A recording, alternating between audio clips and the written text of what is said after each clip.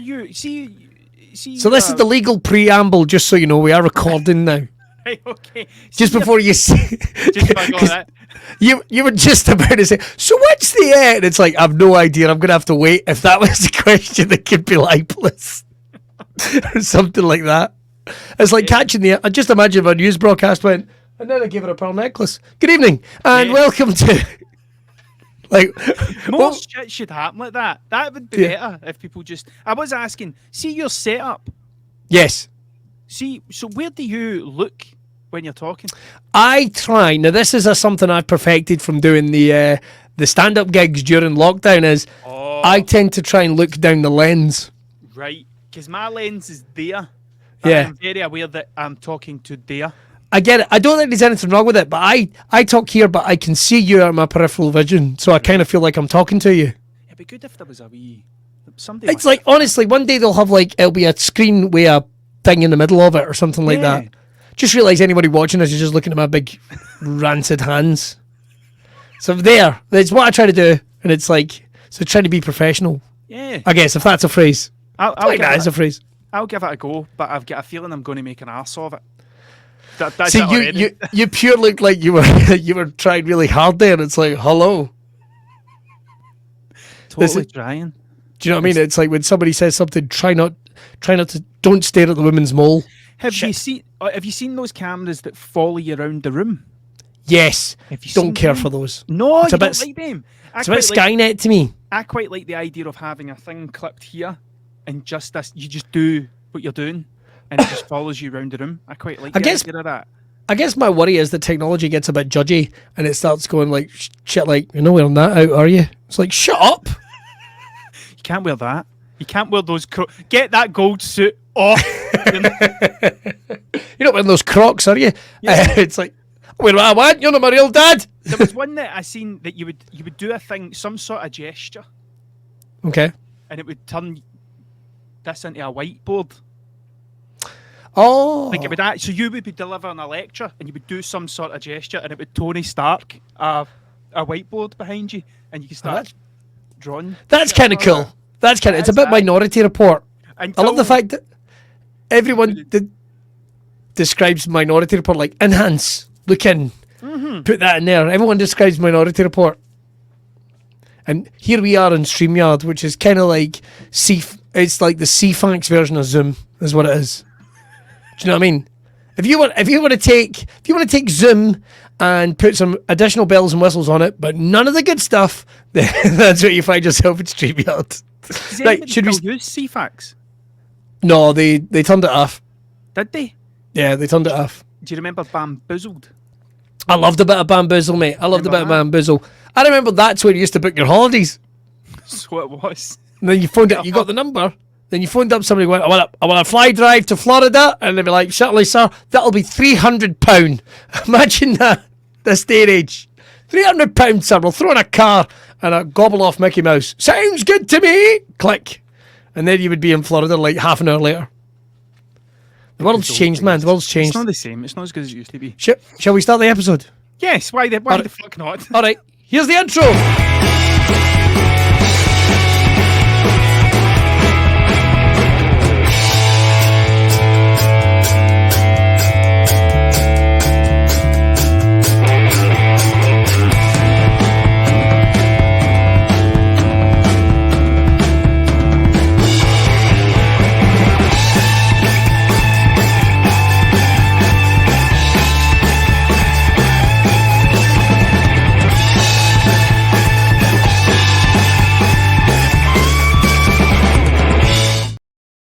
How you doing, everyone? Welcome back to Braw Cast. I was just double checking. CFAX is definitely off. Just double checking.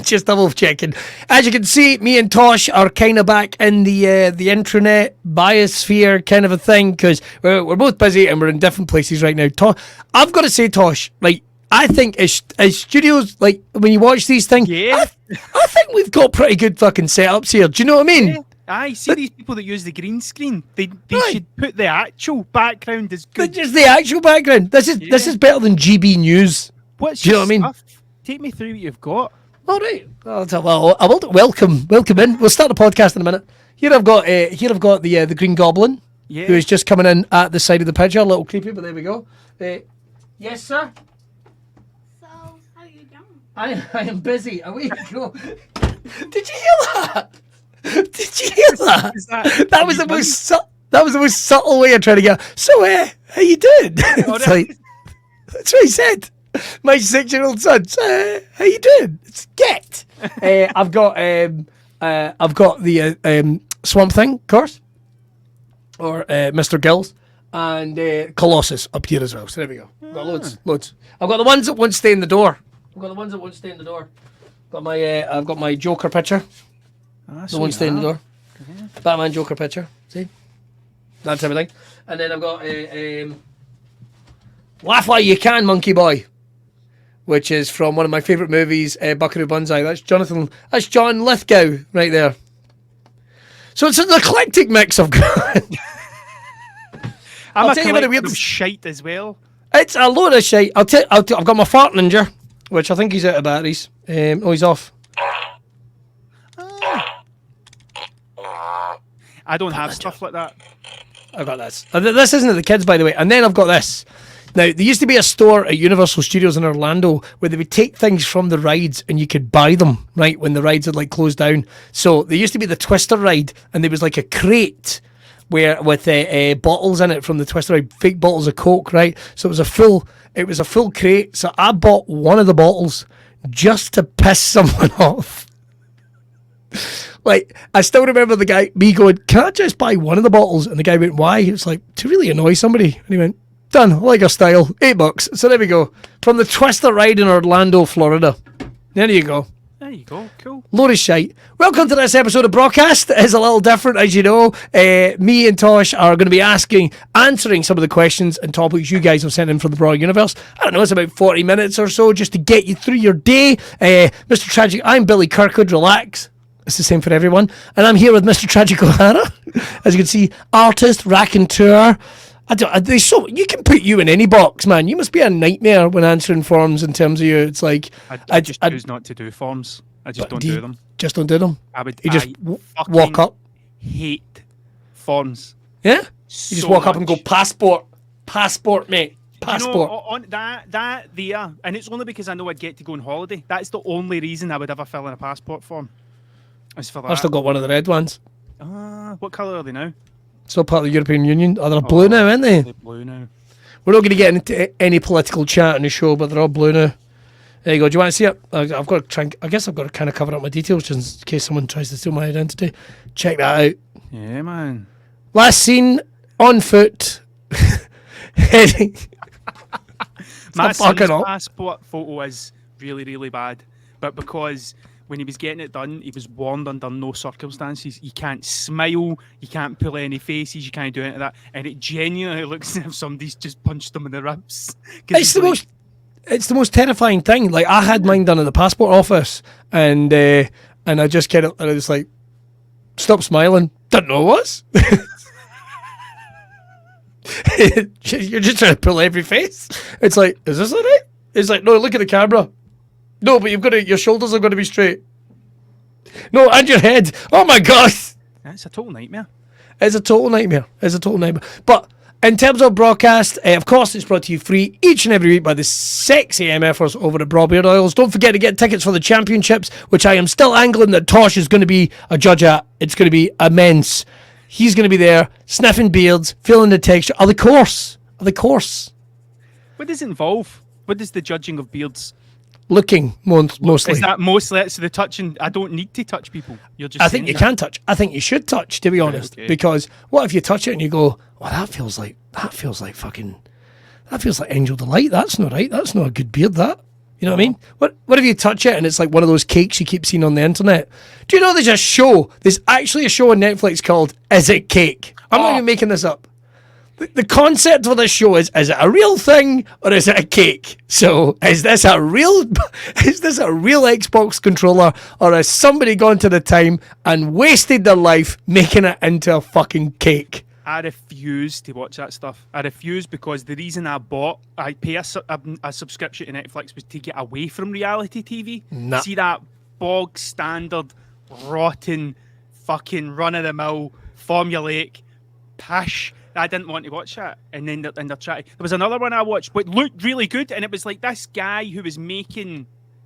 It was like people would send him ideas and he had to make them with his team of people. Right. And I was like, oh, that's a fucking great idea. But it got a bit too American chopper.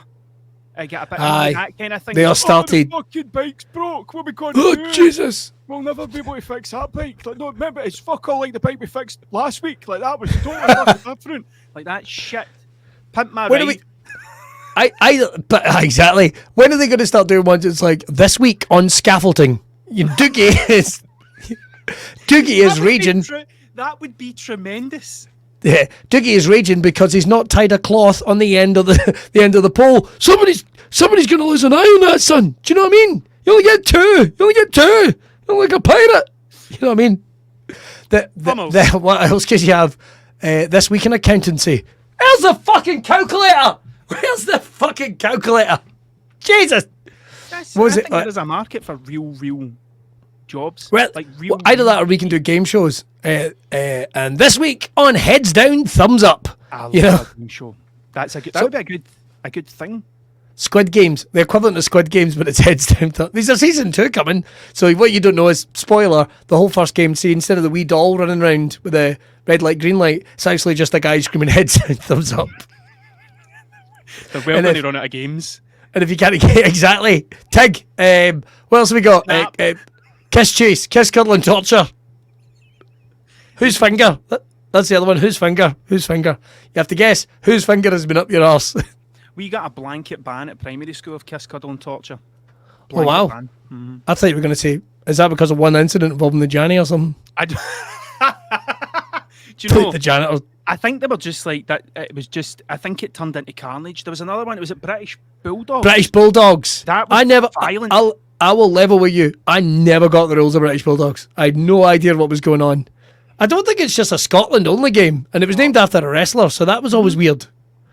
But I never got the rules. It just seemed to be people running at each other. That's you know how you get... and I played rugby, for fuck's sake. You get mosh pits, which would never be... I never ever called it a mosh pit. It was always a fight pit. Right. And then you get the circle pit. Okay. You know what a circle pit is? No. And it's like, so at the gig, everybody's running around in a circle. And then when it gets heavier, the music kicks in, everybody runs it in the middle, like a good circle. Oh, yes. A good circle pit. But then there was the wall where it was like people would line up at either side and just run full force into each other. Like that was British Bulldog. That's what that was, wasn't it? Just running into people. I always loved whenever you'd go to see like a metal gig and a mosh pit had started, but you'd always see the old moshers that would start it off going, I'll show these youngins how they do, and literally they're blowing out their arse within about 30 seconds. Jesus. Oh, man. Jesus Christ. I had my silver wedding anniversary last week, for fuck's sake. I was at a CKY gig at ABC. A CKY gig? CKY, holy shit. CKY, and Clutch was supporting. Clutch were the first. You ever heard Clutch? Now, this is what I'll say. I think Clutch were good. I thought CKY were dog shit, but that's just one man's opinion. Just one man's opinion. So Clutch, that was the first time I ever seen a band, and I was like, that support band, but like I loved everything they done, and ever since then I was like a proper Clutch fan. But I was there, and during CKY there was a guy that was being a complete and utter arsehole. One of these top half, just smashing into people. Nobody could hold him because he was pure sweaty and covered in beer. And I'd drank a bit by this point, and I was like, he's getting it. I am going to shoot. His uppance is coming, and he pasted me. He absolutely wiped the floor with me. He was just running about the place. Anybody that came in, he was just ragdolling them out, and it was just like, oh, his uppance is coming, and I get killed. I went to a Slayer gig once, man. And it was one of the hardest nights I've ever had in my fucking life. and it was as like as a 30-year-old. Do you know what I mean? And like, I don't know, maybe when you're in a relationship and all that type of thing, it sort of turns into a night out. I still get excited, you know, when the lights go down at a gig and you're like, oh, this is going to be fun. And fucking Slayer were oh, Jesus Christ, Slayer. Mm-hmm. Get a real Slayer fan. Somebody's going to get eaten tonight. And it could be you. Me? Is he talking to me? Is he talking to me personally? Just getting fucking white. I was terrible. I left my wife to basically get ragdolled. There's no two ways about it. We were all getting ragdolled and separated, and it's like, you're on your own. Good luck. I'm sure you'll find your way to your feet eventually. Fuck that, man. the gigs, man. I remember I was at Tea in the Park one year. I think it was the Tea in the Park where the lineup was still palatable. I think the first Tea in the Park I went to was... Now, if anybody doesn't know what Tea in the Park is, a big music festival. It used to be quite good when it was in Strathclyde Park. It used to be quite good. I remember getting snuck in by my brother, and I'd know... But this shows you how young I was, right? Bare Naked Ladies, Alanis Morissette, Dogstar, maybe even... Fucking hell. And if nobody knows who Dogstar is, it's Keanu Reeves' band. Remember when Keanu Reeves got them? When everyone forgets this story, Keanu Reeves got to the centre of Glasgow, got on a bus, travelled out to Tea in the Park himself, got his accreditation, went and did the gig, and then came home. You are joking. Keanu Reeves. He's even better now. I never knew that. I love that guy. He did. What a sweetheart. What a sweetheart of a boy. Yeah. I'm trying to think, who's the other band? Because there was another band I went, they were actually quite good. And I kind of followed them. But I love the Bare Naked Ladies, man. And Alanis Morissette. What a weekend. Oh my God. What was their song? What was the song that... Well, their big song was If I Had $1 Million, right? Oh, yeah, I remember that. But the, who was the other band? Oh, Ned's Atomic Dustbin. But they kind of riffed and messed about on stage and what have you, and it was just fun, man. Like at one point they started singing Alanis Morissette, and I was like, that's funny, because everyone was there to see Alanis Morissette, because like every guy over the age of like 15 was just like gushing at the fact My mate Ryan used to go to gigs all the time. Like it was every day, every week. If there was a gig on, he would go. And I remember he came back. I was still at school, and he came in and he went to see the Bloodhound Gang. Nice, right? I remember the Bloodhound Gang. Discovery Channel. Yeah, I love the Bloodhound Gang. Jimmy Pop, who's the name of the singer, done this thing where he said, right, I want everybody to try this, and he spat up in the air, and then caught it in his mouth, and he was like, right, 3, 2, 1, and everybody done it, right? God. And he was like, you don't know who spits inside your mouth right now. That was it. He got everybody in the crowd to go like that. Ryan said it was just like fucking greeners. Oh God! Was that Tea in the Park? No, that was just in like the garage or something. Oh, thank Christ! Even worse, man. Everyone would be rancid. I still remember the best quote I ever heard at Tea in the Park was when I was standing in a queue for the toilets, and I heard a girl turn to her mate and go, "You know it's time to leave Tea in the Park when your fanny's reeking." That's a direct quote. Direct quote, and I still remember to this day. My. What a delicate young flower. And we've been married now about 16 years, but the thing is... oh, man. Just making sure she's not listening. You got to take your shot when you get it. But music festivals are an absolute nightmare. I think Download's quite good now. I think Download's still quite a good festival. Never been? Never been. We've spoke about it, I don't know how many times about going, but we used to go to Wicker Man quite a lot. Cool. And apparently, I don't know, but it's like for families, Download's like pretty cool. Like it's yeah. I think so. Like... I've always tried to get in the comedy lineup, but because I was on the wireless at the time, I could never really manage it. So it's like, let's try and get now. Try and get on now, lads. Come on. Yep. But it's that way. I think like sometimes it's a case of like, listen, you get your ticket and you're expected to do 20 minutes, and it's like done. You know, it's like I think it's like a pitch deal, but it's like, yeah, it'd be nice to say I've played Download. I played Tea in the Park twice, technically, 3 times actually. Yeah, 2 of them I died in Mars, but one was really good. Comedy at a stand-up festival must be fucking weird. Do you know? Man. I'm full of crap. I've done it 4 times. 2 were good. 2 were shite. I remember one. It was like I did the so this is funny. I did the Thursday slot right at 1:00 in the afternoon, thinking this is going to be dreadful. But nothing was on. Nothing was open. Tent was full. Everyone was in a good mood. What a time! But I left going, guys, you're going to have such a fucking weekend. Imagine this, Tea in the Park. All the best. And basically all I got was, so what was the rest of Tea in the Park like? Somebody threw piss. I think somebody actively took a shit while making eye contact during one of the shows. It's just awful. And then one year did it and the stage was sinking. That wasn't great, but the gig was relatively all right. And I remember that they tried to went, this show needs to get done in an hour, boys. And it's like, why is that? Because the stage is sinking. All the best. It's like, fucking hell. One year was just awful because they went, let's put it on at 4 o'clock in the afternoon on a Saturday when everything's open. And I can remember standing on a stage. This is how empty the tent was, and being able to watch Huey from the Fun Loving Criminals. I could see him. I literally could look right at him going, what the fuck are we doing here, man? And I still remember somebody tweeting me going, saw you at Tina Park, it was shite. And I was like, fair. Fair. I was not great, but I was paid decently to be there, so go fuck yourself. Yeah. I was getting my attitude. Yeah. I fair. I wasn't that good, but I was paid for what I did, and I fucking deserved every single penny. You useless fucking stupid bastards. Honestly, what a fucking horror of a festival. I still remember, like, finishing the gig and going out into the arena. So this is like 5 o'clock-ish on the Saturday. And you know, like, the opening scenes of Saving Private Ryan when they're getting on the beach at Normandy? And it's just pew pew, and these people dragging their pals and, come on, we're going to make it, and all that type of thing, and blood, and it was like that. I'm not even joking. I still remember, like, a guy dragging a crying girl and just being like, what the fuck? There's me in my bag going, what the fuck is going on? Walking up to a security guard and going, excuse me, mate, is that the way to the car park, the production car park? And I'm going, mate, I don't know. And it's like, what? Aren't you security? And it's like, honestly, I was meant to be here for an hour. I've been here for 4. Like, I have no idea what's going on.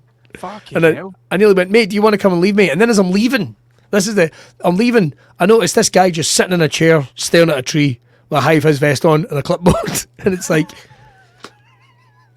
and I must have, like, and everyone just walked past him and went, I'm not having it. I want to know what this guy's up to. What are you doing? And he went, well, there's actually, like, I think not a kestrel, but it was some rare brand of bird in that tree. And it's like, and if that bird is disturbed, then this festival is shut, son. This festival shuts down in a moment's notice. And I won't lie to you, it's the closest I've ever went going, I'm going to go kick fuck out that tree.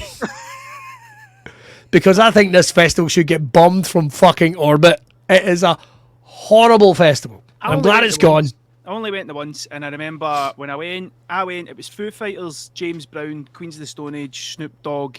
Like, it was a good lineup. There was a lot of bands. I love those kind of lineups. They're all over the place. James Brown and Snoop Dogg. I know, eventually it just kind of turned into, there's no one there I want to see. And I remember walking through the campsite and tripping over an Australian guy who had just turned up with nothing but an air mattress and a pair of shorts. Nice. And he was just walking about scadging cans off folk. That's what he was doing. And using the fact that, oh, look at me, I'm an Australian at Tea in the Park and I've got nothing. Can I have stuff off you? And folk were like, aye, sure, mate. There you go. And that's all he done for a full weekend. Like, well, you don't know. And that guy was Prince Andrew. That's what you did. That's what you don't know. I loved it as a punter. But you see, going as a fucking, as a grown up, as a professional performer, did I say, was fucking. The only one that I really enjoyed was when I was on before John Cooper Clarke, and I had a full tent. Right? So this is me fanboying out in John Cooper Clarke. I knew exactly who he was, right? So on the Friday, apparently all the shows had been shit. Apparently on the Sunday, the shows had all been shit. But the Saturday, your boy here has the sweet spot doing his hour show before John Cooper Clarke. So everybody's in. 1 o'clock in the afternoon, everybody's in. I have the idea of going like, right, none of this 15 minutes between shows. I'll finish my show and introduce John Cooper Clarke, right, who I met backstage. Could not have been cooler. See his manager. His manager was cool as fuck. Like, you know Bricktop from the movie Snatch? Oh, fucking the guy that feeds people to pigs? Aye, he was like that, but he was a total gentleman. Like a total gentleman. Like he'd be there like He'd be there talking about whatever, working with whoever, and then he'd be like, then he'd turn around and go, hello, you Billy, you get into these fucking cunts! Honestly, is that a cup of tea? Lovely, sweetheart, thank you so much. So anyway, I was saying, it would just go like that, and it's just like, oh my God, this guy's amazing. And he had the silk scarf on, he had we're in the middle of a field in fucking Baldo, or whatever the fuck that is, and he's got this cashmere jacket on, and, and he's there, giving the woman instruction to fliff up John Cooper Clark's hair or something. Oh, he's fucking old head, would you, sweetheart? Fucking hell, don't want people realising it's fucking Mr. Peanut under there. Get bigger glasses. Anyway, like I was saying, Billy. Oh, is that some sherry? Thank you very much. And that's how he was. And then John Cooper Clark goes out. So I do my bit. Take my applause and all that going. Anyway, the reason you're all here, let's not face it, I was the nachos. I was the, like, you're waiting for the main course. Somebody's not brought your steak pie yet, but they brought nachos. Somebody's is going, fuck's sake, and other people are going, fucking yes, free food. Do you know what I mean? Like it was kind of like that.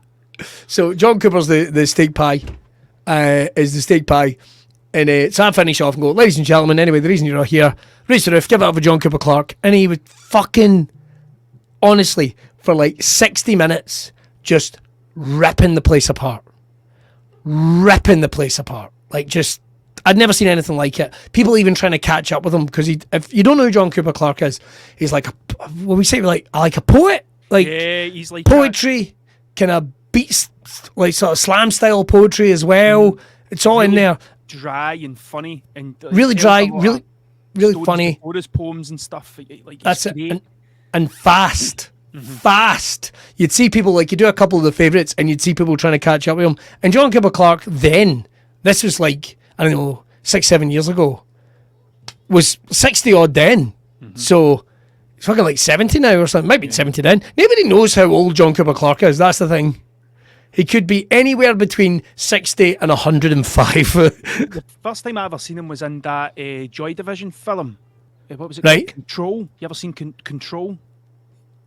I don't think I have. Great movie, man. It's a fucking great film. I can't remember the name of the guy that plays Ian Curtis, but there's like 2 bits in it where, like, he's walking down the street. Like, Ian Curtis is walking down the street. He's got a suit jacket on.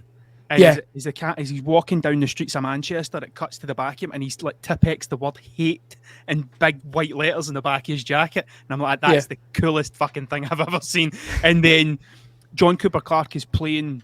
He's actually on stage performing, and then a band goes on after it, and like Joy Division are watching the band. So that was the first time I ever heard John Cooper Clark, and he done Chicken Town. Yeah.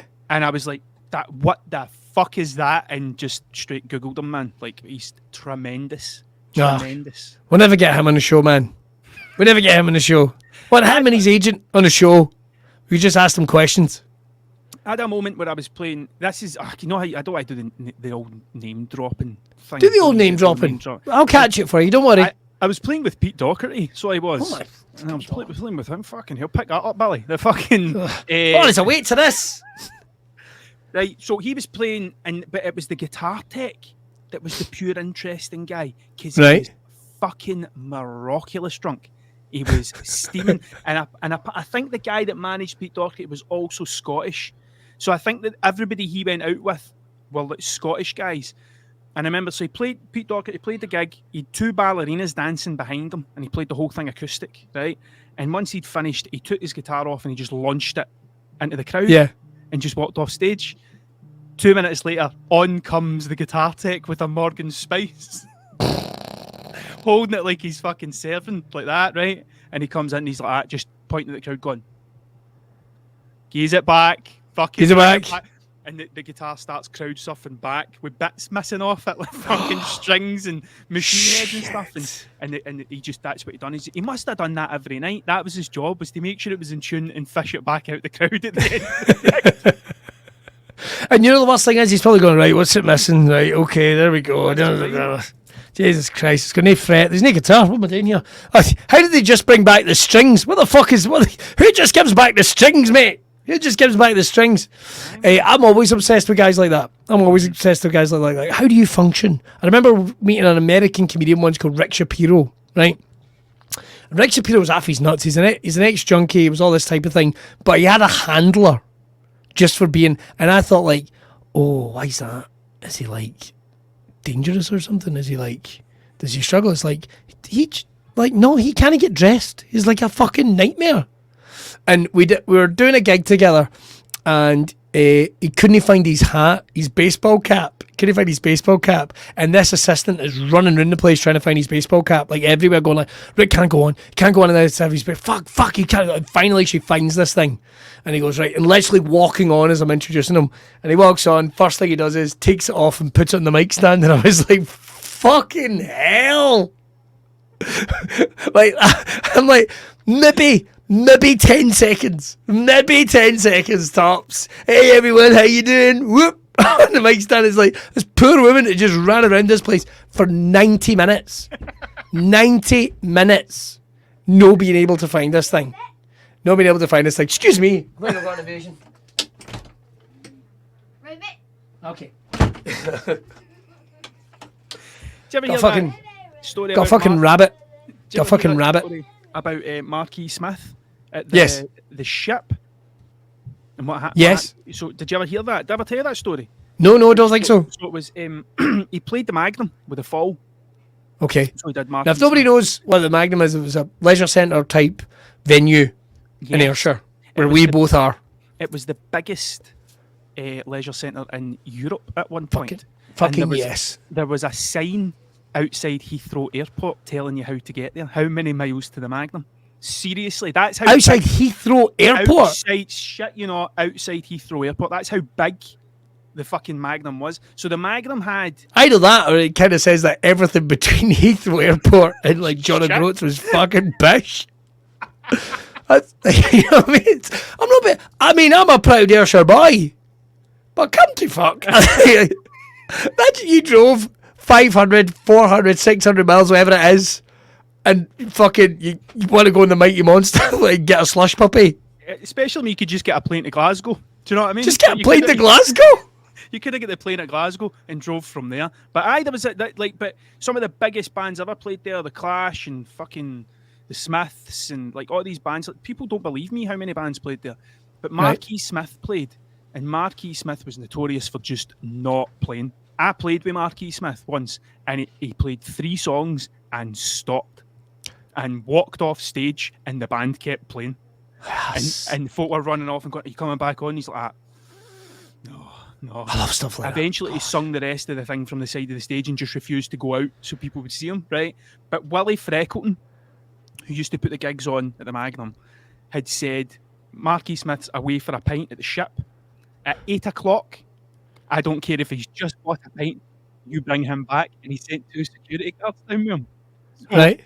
Marquis Smith sitting drinking his Guinness in the ship, 8 o'clock. The bouncers put a thumb under each boxer and drag him on his tippy toes past all the people who are waiting to see Marquis Smith. But that's what you want. That's what you want. You want him living up to the reputation. You always want him getting dragged past handcuffed, going, "Don't worry, folks, the gig is definitely fucking happening." This motherfucker. There was a comedian called Malcolm Hardy, right? You probably don't know who Malcolm Hardy is, but he used to run gigs. Used to be in the infamous Tunnel Club in Manchester and all that type of thing. If you've ever seen people do it's like 3 naked guys and they're covered with balloons and they're going da da da da da, and they do the switch. That was him. He was one of those guys, right? Now, I'd heard all manner of stories. I'd heard about pissing on sleeping audience members and all manner of stuff. But I only got a gig with him once, and that was at Keele University just outside Newcastle, right? And I'd heard the stories that he could be a wee bit trouble. And I remember the guy came in, and I'd only just started, man. I wasn't long into it at all. And he came, and the guy that was running the gig came running in, and he went, "Do you want paid now, or do you want paid after?" And he went, "If you pay me before the gig, I'll just fuck off." And it's like, there you go, there's your money. Right, so, and he fucks off. And I don't know, I go to the venue, I go get a drink and all that type of thing, come back later on, and he goes, "Where's Malcolm?" And the other act went, "Well, he did warn you." he fucking got in his car and went him. Got in his car and went him. I love Just stories like that. Because what happened was a guy he handed him 200 quid, and if you break it down, now you can turn around and say that's unprofessional as shit. I'd also heard he got caught wanking into a woman's shoe, and it wouldn't stop. But that's neither here nor there. That's neither here nor there. But and apparently he was like, "What? You might as well let me finish." And so different. We don't have folk like that now, Josh. We don't have folk like that now. Everything's too safe. Did you hear that one about Neil Young? One of my favourite things MD's ever done. He brought out a new album, played a gig, played the entire new album from beginning to end, and went, right, sorry, now for something you've heard before, and played the whole set again and fucked off. Stuff like that where you're like, oh, you'd be so angry at the time, but see, to be able to go, I was at a Neil Young gig, right? And this is what happened.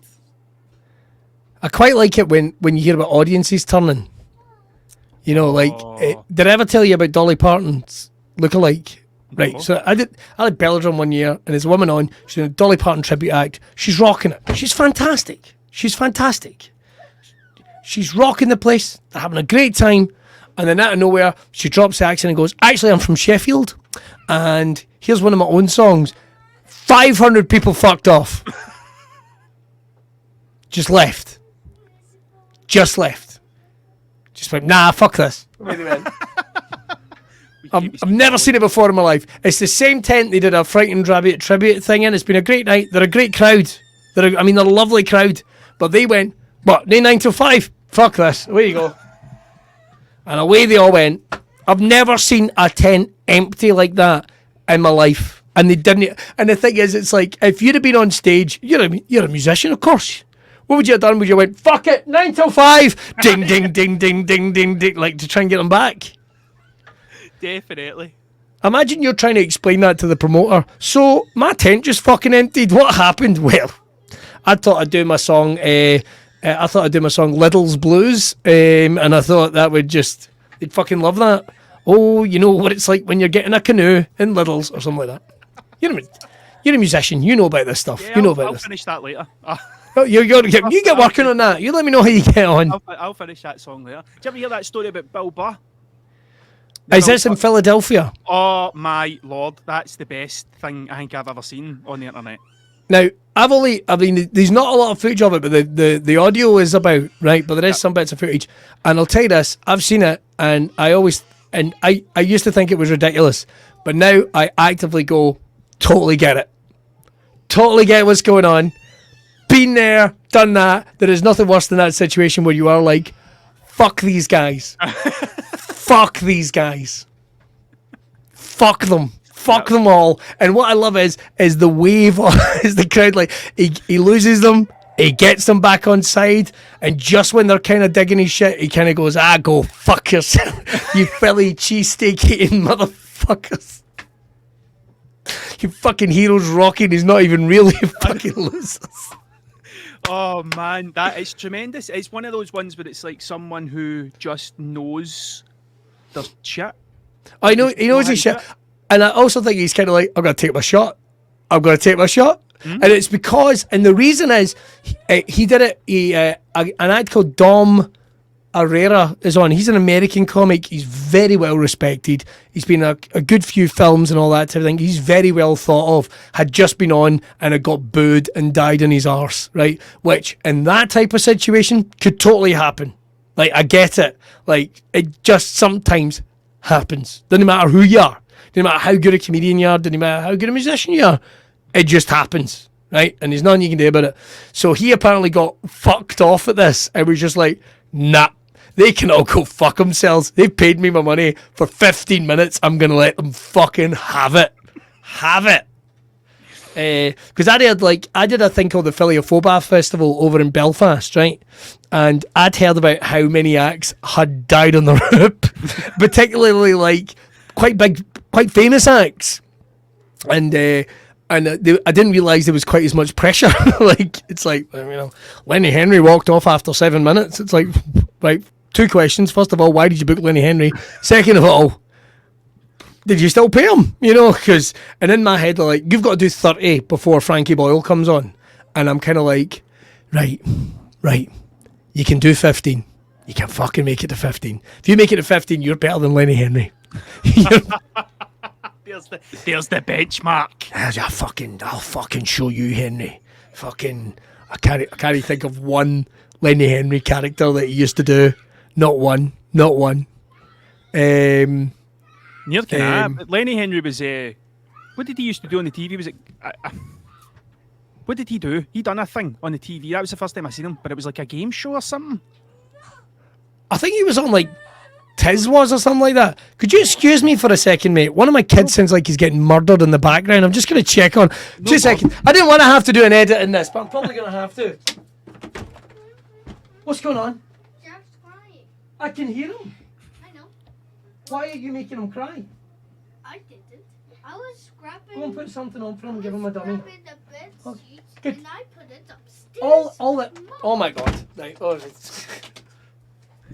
what I just watched was a one-man play. Sorry to show my parenting, but you've got to go, why are you making him cry? Well, I didn't. See, what happened was I got a bed sheet and threw it over him, and it's like, I can see why he's crying. I can see why he's crying. But in saying that, though, I've only ever once had one horror thing with my kids at a gig. Only once. Twice, actually. That's not true. Twice. So I did I was doing Belladrum one year. I'm backstage with my wife and one of her babies at the time. I don't remember which one. And she's having a conversation with someone else backstage. And there's my child and I'm getting ready to go on and crying. And I'm kind of like, get it. I'm going on. You need the baby. I'm going on. And she was like, anyway, like I was saying, and blah, blah, blah. And I was like, so, and I went on, did like 5 minutes because I was just hosting, came back off and went, you made me choose between the stage and my crying child. I'm not okay with this. You know, I feel like the worst dad in the world. But then the typical mother thing is like, oh, fuck him, he's fine. It's like, I know he's fine. The other one was, I was doing this thing called Wild Cabaret, right? Which is, it's like a multi-act show. So you get like somebody doing tumbling, and you get like somebody singing or playing a fucking saw or something like that, or hula hooping. And this guy was I want to say trapezist. Like he did this thing where he like hung upside down from up on high. And some of it's quite dangerous. And my wife went with her friend. We'll call her Debbie. That's not her name. Because in a second I was like, I could just call her by her real name, but I'll not do that. And her instructions are, do not let go of the baby. Do not let go of the toddler. Do not, under any circumstance. Now, I am backstage. And although I come out to watch because I'm still concerned, and I'm watching the show. And literally when this guy goes to do his big move, she goes, let's go, and goes, ah! Guess where my kid heads for? Oh man. Heads for the stage like a bull at a gate. And I've literally got to grab him in front of everyone. The host of the show grabs this random child and drags it off. I felt bad that I had to come on after him, and first of all I had to apologise, and I had to come on after him going, just so you all know, it's my kid. It's my kid. Don't go worrying about it. What nightmare gigs, man. What absolute nightmare gigs. Although I would like to see, I haven't heard any, I mean, there's that rumour, isn't there, that is it Ballroom Blitz was based on the Palace Theatre in Kilmarnock? Yeah, well, it's on Wikipedia, so it might be 100% definitely true. And it basically, if you break it down, it's because there was a massive riot. So it was like, oh, it's something to be proud of, isn't it? That there was a massive riot, and now fucking Sweet or whatever it is turned it into a song. Yeah, totally. I've never had any nightmare gigs with like kids. My kids involved. I stopped gigging. Yeah. For the time I had kids and stuff, but there's been a few points where I've been like, I'm just going to need to let them do this. Yeah. And then deal with the shit later. We went on holiday one time. Our first abroad holiday to Spain, and the hotel room we were staying in, for some reason, all the doors had buzzers. Right. It was like an outside kit, it's wee pool and stuff, but all the buzzers were really low down. And my kids get up 5 o'clock every morning. Like that was it. And it's been that routine forever. which is why I have a face like this, because I'm up at 5 o'clock with aim just jumping on top of me, right? Right, they're with you, brother. During the holiday, like we were like, right, get them dressed and get them out, right? And the first day we opened the doors, they just ran up and down the hall, ringing every single fucking buzzer the whole way down, right? I'm trying to say, don't touch the buzzer, try to chase them and a pair of flip flops like a total fanny. And it just got to the point where it was like I kept forgetting about the fucking doorbells. So by like the third day, I was just like, fuck it. Like, that'll just need to be the way that it happens. I can't catch the two of them. Folk are getting woken up. That's it. But it's like when people do, you'll never understand it unless you have kids. Like sometimes you just want like some adult attention or some adult conversation. Like topics only adults talk about. Like what's your favorite hob on the top of an oven? That type of thing. Do you know what I mean? Everybody's got one. Top right for me.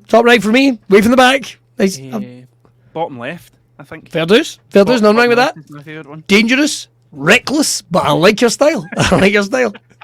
But it's like I've always said, like it's like, and I get it. Like you see mums and all that, like talking away, going, "I know it's terrible. Did you do that?" The kids are quiet. They're either up to something or they're dead. Fuck it, I'll chance it. What were you saying? You know, just for that break, that respite. It's just part of life, man. Just part of life. Right, I tell you what, before we finish off this episode, got a couple of questions sent in from the Braw universe. Are you ready? All right, okay, cool, man. Right. Adam Allison, double A. Morning, Adam Allison. Wherever you're listening to us, what time, double A. He has said, what is your least favourite word? I think I know what mine is. Go for it. Pluck. Oh. Pluck, because if you know what a pluck is, it's a spot. But you see the way, if you're a teenager or anything like that, people are going to make fun of you because you get spots and you can't fucking help it. And it was like, oh yeah, you got a wee pluck there. Fuck you. Like, honest, adults can go fuck themselves. That's all I've got to say. Giving the kids and teenagers a hard time when our fucking hormones are all over the place and we look like a fucking, I don't know, mumps-riddled, syphilis-riddled Pokemon and fucking just spots everywhere. Yeah, we pluck. It's just the most... And spots are shite, man, because you'd like get them in your eyebrow, you'd get them just in random... Get them right in the middle of your fucking nose. What the deal is with that? You couldn't go to school, man. See if you had a spot in the middle of your fucking nose. Do you know anyone that watches the videos, the spot-busting videos?